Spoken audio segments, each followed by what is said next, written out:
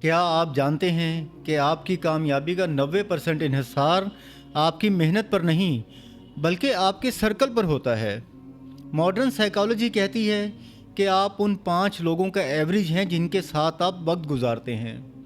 نبی صلی اللہ علیہ وسلم نے اس حقیقت کو ایک مثال سے سمجھایا کہ اچھے ساتھی کی مثال اس عطر بیچنے والے کی طرح ہے۔ اگر آپ خوشبو نہ بھی خریدیں تو اس کی صحبت آپ کو معطر کر دے گی، اور برے ساتھی کی مثال اس لوہار کی بٹھی کی طرح ہے کہ کچھ نہ بھی صحیح، اس کی تپش اور دھواں آپ کو ضرور لگے گا۔